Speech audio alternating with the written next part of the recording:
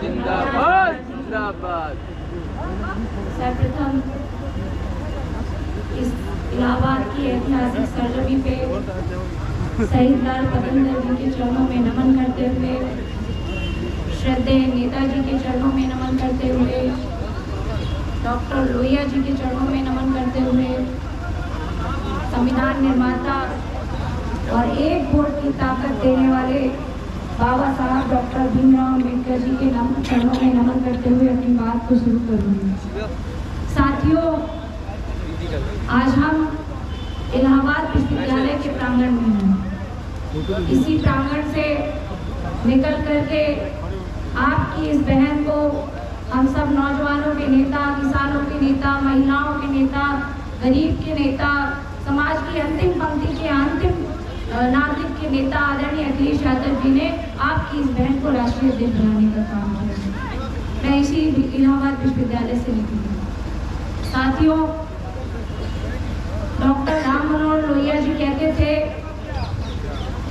कि धर्म राजनीति का हिस्सा नहीं होना चाहिए, लेकिन आज के समय पे भारतीय जनता पार्टी की सरकार जब से केंद्र में आई 2014 में, तो धर्म को राजनीति का केंद्र बिंदु बना। लोहिया जी कहते थे कि राजनीति में अगर धर्म हावी हो जाएगा तो नौजवानों का भविष्य स्थिर हो जाएगा। और भारतीय जनता पार्टी ठीक उसके विपरीत काम कर रही है। भारतीय जनता पार्टी नहीं चाहती कि नौजवान शिक्षा प्राप्त करे, रोजगार प्राप्त करे। इसीलिए जब ये सत्ता में आए तो 2014 में सबसे पहला हमला अगर इन्होंने किसी चीज पे किया तो शिक्षा पे किया और विश्वविद्यालयों पे किया। जिस बजट की ये बात करके आए थे कि शिक्षा में हम 10% बजट को लागू कर देंगे, लेकिन बजट में कटौती करते हुए शिक्षा के बजट को केवल 3% इन्होंने जारी रखा। केवल और केवल 3% तो कुछ नहीं होता है। और उस 3% के बजट से भी कटौती करके इन्होंने अपनी एडवर्टाइजमेंट पे खर्च कर लिया। आज इलाहाबाद विश्वविद्यालय के साथ साथ देश के जितने केंद्रीय विश्वविद्यालय है, राज्य विश्वविद्यालय है, उन सभी विश्वविद्यालयों के निजी बजट में लगातार कटौती की जा रही है।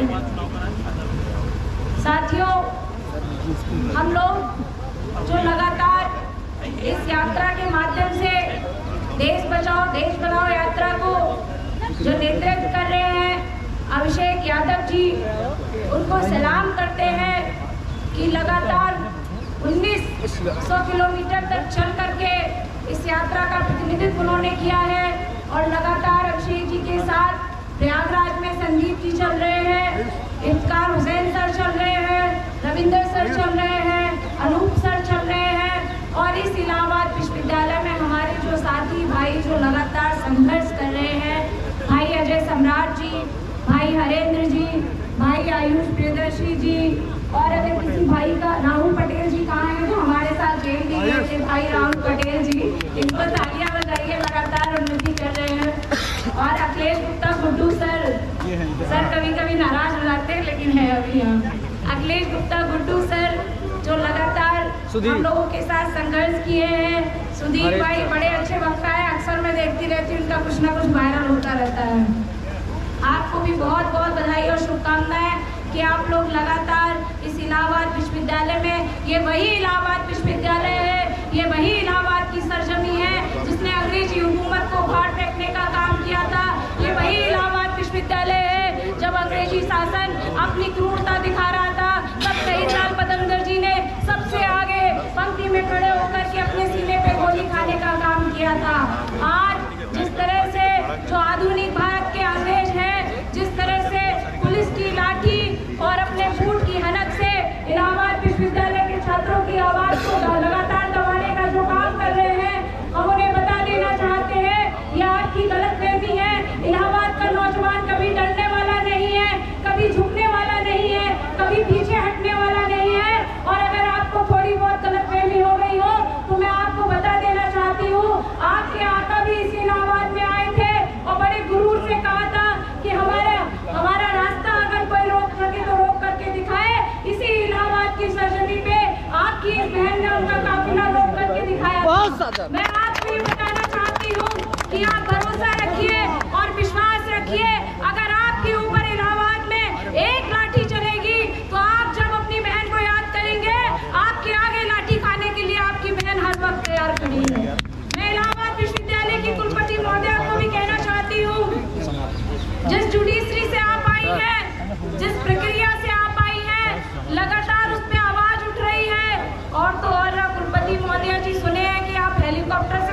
देश में घूम रही थी पैसा बटोरते हुए नियुक्तियों के समय। इसीलिए आपने अपने बच्चों को छोड़ करके पूरे हेलीकॉप्टर से पैसे बटोर करके नियुक्तियां की हैं। ये बात सच है। दलित, पिछड़े, आदिवासी वर्ग के आरक्षण को छीन करके जिस तरह से विश्वविद्यालयों में लगातार नियुक्तियां हो रही हैं, किस तरह से लोगों को बाहर से ला करके यहाँ पे लाया जा रहा है, वो सीधे तौर पे दिखा रहा है कि इलाहाबाद विश्वविद्यालय की कुलपति महोदया ने किस तरह के लोगों को इलाहाबाद विश्वविद्यालय में भरने का काम किया। यही काम आपके पहले भी रतनलाल नांगलू जी ने भी यही काम किया था। उनका क्या हश्र हुआ आज तक इन्हें पता भी नहीं है। शायद इलाहाबाद में कोई कुलपति अपना काम